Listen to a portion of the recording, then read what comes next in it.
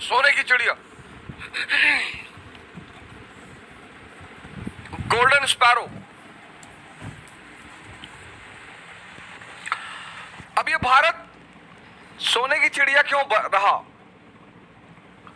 भारत को कहा गया सोने की चिड़िया, गोल्डन स्पैरो। तो कौन सी वजह थी कि भारत सोने की चिड़िया रहा? पहली वजह नेचुरल रिसोर्सेस, प्राकृतिक संसाधन। नेचुरल रिसोर्सेस, नेचुरल रिसोर्सेस, प्राकृतिक संसाधन, फर्टाइल प्लेन, माइंस, ये पहला कारण। दूसरा कारण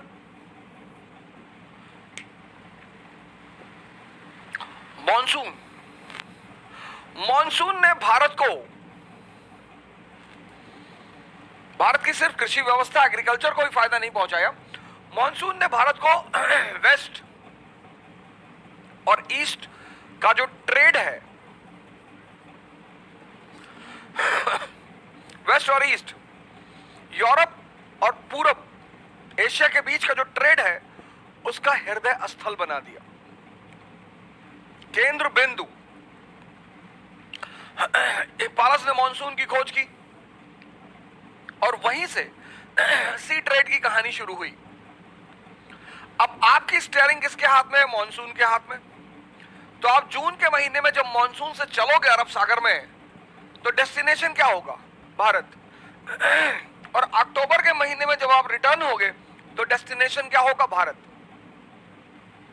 मॉनसून ने भारत को यूरोप और एशिया का जो ट्रेड था, उसका केंद्र बिंदु बना दिया, सेंटर पॉइंट बना दिया। इसलिए आप देखोगे जैसे ही मॉनसून की खोज हुई, वैसे ही दक्कन में राज्य की स्थापना भी हुई।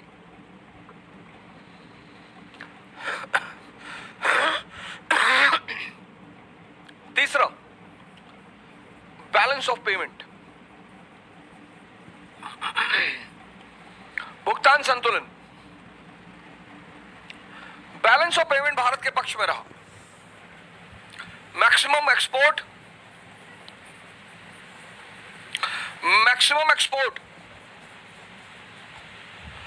और मिनिमम इंपोर्ट, मैक्सिमम एक्सपोर्ट और मिनिमम इंपोर्ट। मैक्सिमम एक्सपोर्ट, हमारे सेल्फ सफिशिएंट विलेज रहे, आत्मनिर्भर ग्राम, हमें बाहर से कुछ खरीदना ही नहीं था। दो चीजें जो बाहर से विशेषकर आती थी, वो भी शाही वर्ग के लिए, एक तो घोड़े आते थे और दूसरा शराब। तो भुगतान संतुलन भारत के पक्ष में रहा, बैलेंस ऑफ पेमेंट भारत के पक्ष में रहा। इन तीन चीजों ने भारत को सोने और चांदी का सिंक बना दिया।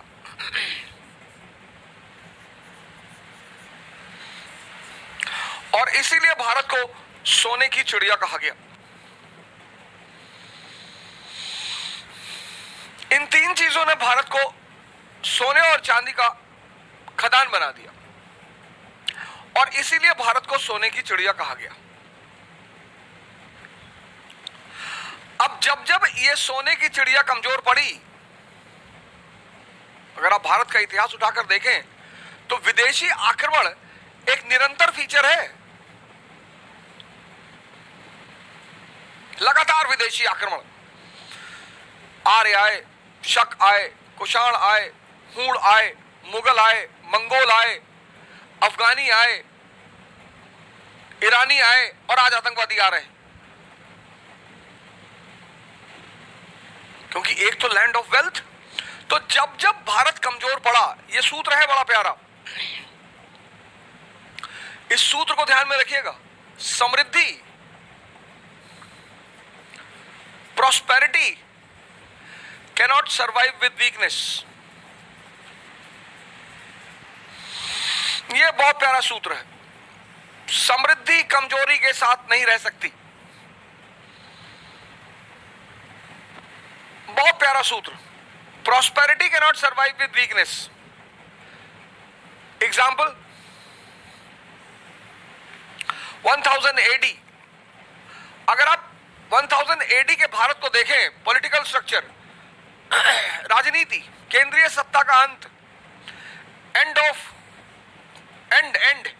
Of powerful central authority.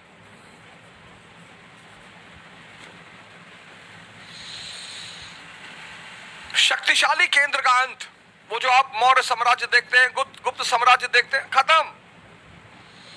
अब उत्तर भारत छोटे छोटे राज्यों में विभाजित है। End of powerful central authority.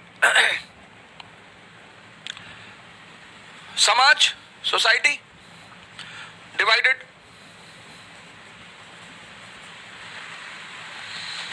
जातिवाद आज भी हमारा पीछे कर रही है।